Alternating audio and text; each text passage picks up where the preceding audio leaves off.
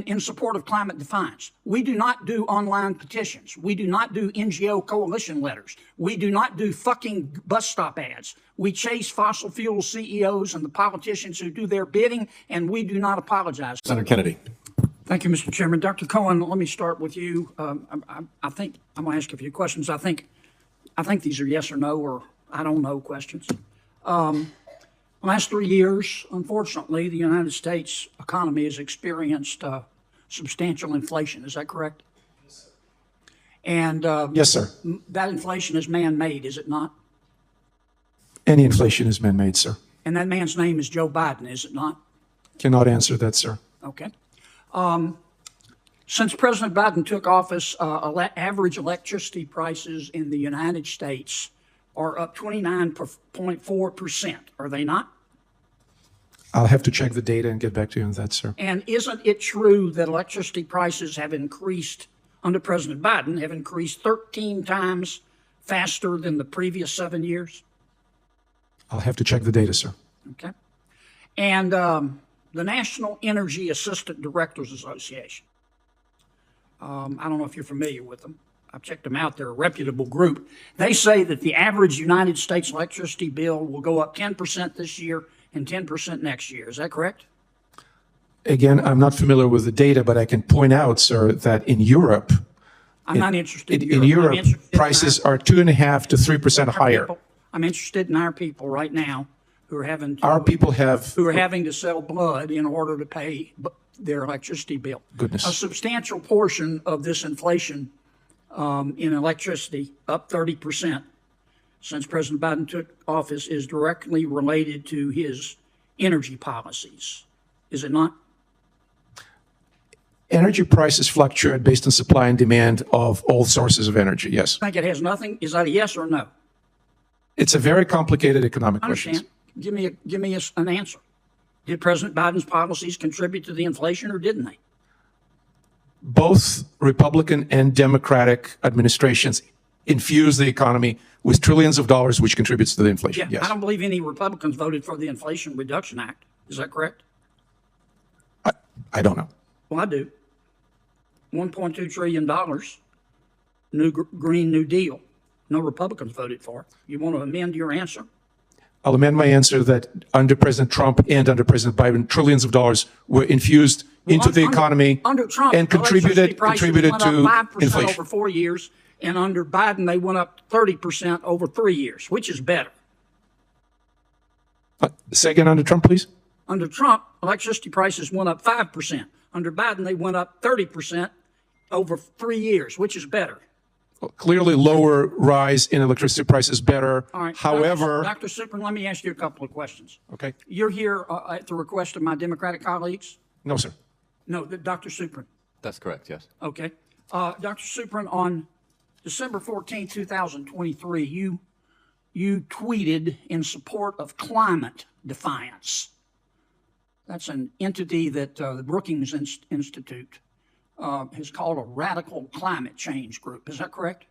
I don't recall, I'm afraid. Okay. Would this be the same climate defiance that I'm looking at your tweet, you tweeted in support of them. Would this be the same climate defiance that called Senator Joe Biden, quote, a sick fuck?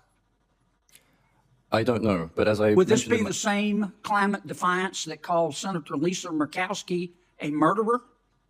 I do not know. As I said in my statement. Would this be the same climate defiance who told the CEO of Exxon to, quote, eat shit, Darren, close quote? I'm not responsible for the statements of other nice people. Group you're and I also hanging do not around know the with, answer. Doc. Here's what your tweet says, quote, we do, in support of climate defiance, we do not do online petitions. We do not do NGO coalition letters. We do not do fucking bus stop ads. We chase fossil fuel CEOs and the politicians who do their bidding, and we do not apologize, close quote. Did I read that correctly? That is not my tweet, sir. That is your tweet. I'm looking at it. Here's a copy right here. It's right off your website, Biggest Dallas. On October 31, 2023, you said this on Twitter. Quote, climate justice was coined by our movements to locate it as a struggle against genocidal racial injustice, colonialism, and apartheid. If your climate justice doesn't stand with the Palestinians against colonialism and apartheid, then your climate justice has no justice in it, close quote. Did you say that? I believe not. Here it is, may, Barrett may, I, Dallas. may I please see the document? Yes, sir, and the witnesses' documents there. May I please And the point out that senators, this form the of... senator's time has expired, and there are other senators waiting. I've got a bunch more tweets. Thank you for your objective I'm advice, sure you Doc. do. You can put them into a question for the record, and Yes, they'll I'd like have to submit reply. all of the good doctors' objective tweets and scientific analysis for the record. That Thank will you. be done without objection. Senator Merkley, May I clarify one final point? proceed. These are not my tweets. These are retweets. It's an Oh, important you contradiction. often retweet stuff you don't support? Is that what you're telling me, Doc? I did not say that I don't support this. I simply did not tweet it, which, as you're alleging. retweeted them, I'd like to didn't make very clear that this form You of character retweeted them, assassination didn't is you? characteristic of the propaganda techniques of You fossil fuel injection. retweeted Senator it, Merkley. didn't you? Thank you. Are you going to call me a sick fuck? It's Senator Merkley's time.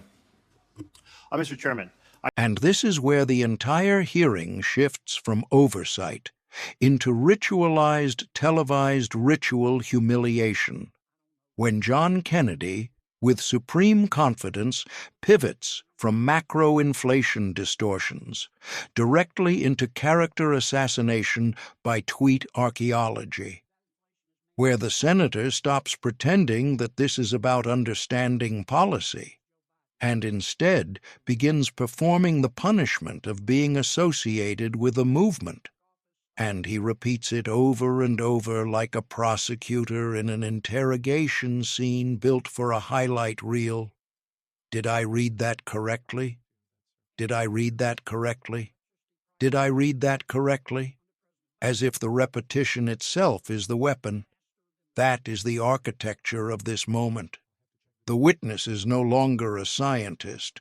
The witness is no longer a subject matter expert.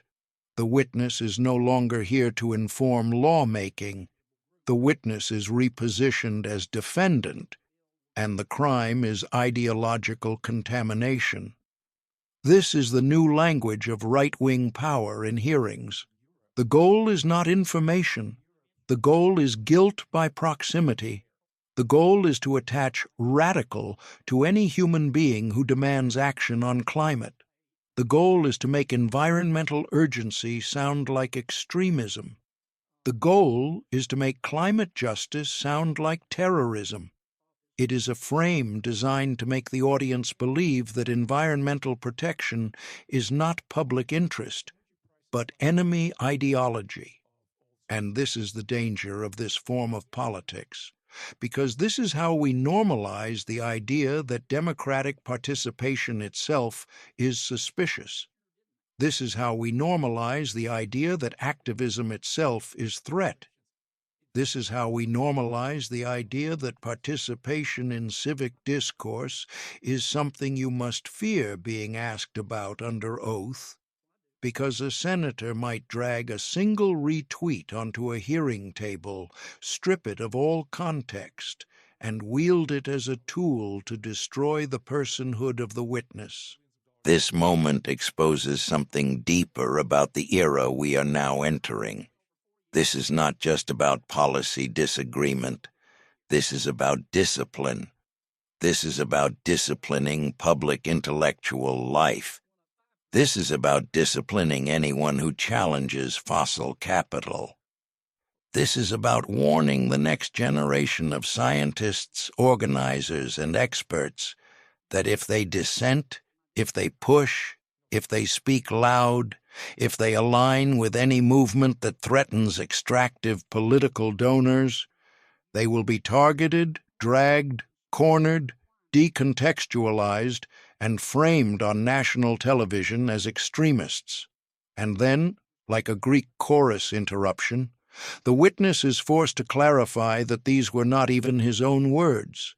They were retweets, which makes the cruelty of the moment even more revealing, because Kennedy's project isn't actually accuracy. Kennedy's project is narrative terror.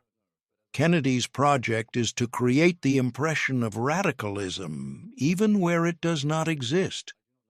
Kennedy's project is to transform even algorithmic redistribution of text on social platforms into a prosecutable moral crime. Because the right wing understands something that many American institutions still pretend not to see. Narrative warfare now is the most powerful form of governance. This is how power maintains fossil fuel dominance in an age of climate collapse. Not through argument, not through policy reasoning, but through disciplining language itself, through turning associations into crimes, through turning retweets into guilt. This is the weaponized future of American hearings if we do not stop it here. And look at the contrast of tone in this moment. The witness tries to remain factual, tries to remain civil, tries to remain accurate. The witness tries to speak within the norms of democratic epistemology, evidence, nuance, lexicon, meaning. But this is not a forum built for epistemology anymore. This is a forum built for content extraction. Kennedy's rhetorical posture is designed to leave the witness only two choices: be humiliated or be framed. And that is the authoritarian trick. The only winning move is to delegitimize the entire structure of the cross-examination itself, which the witness finally attempts to do at the end, calling it what it is, propaganda technique. And Kennedy's final line, like a bully pretending to have been wronged, "Are you going to call me a sick expletive?" is the pure final mask drop, the victimhood inversion, the manufactured sense of personal injury, the thing the MAGA movement has turned into the emotional spine of their entire identity, power pretending to be persecuted while it persecutes. That is the final frame, because once the authoritarian movement convinces its followers that it is the victim, then every cruelty becomes justified as self-defense. This is the danger of hearings becoming weaponized narrative theater. Once the goal is not truth but psychological domination, hearings cease to function as democratic oversight. They become Hall of Mirrors warfare. They become algorithmic spectacle. They become content distribution nodes for political propaganda streamed straight out of C-SPAN and into the machine of digital grievance manufacturing. And the moral question this raises is simple. Who will defend the space of knowledge from the people who want to turn it into performance combat? Who will defend the scientists, the experts, the researchers, the public servants, the people who actually hold the empirical world together, from a political movement that wants to make inquiry itself disqualifying? This is not just about a witness and a senator. This is about whether the United States Senate will remain a deliberative body or become an arm of the influencer outrage economy. This is not just about climate policy. This is about whether truth itself can exist inside national hearings without being ambushed. And that is why we must expose this tactic every single time it happens, because autocracy begins when truth becomes optional, and humiliation becomes governance. Stand with evidence. Stand with climate reality. Stand with people who choose accuracy over spectacle. Subscribe to liberal line.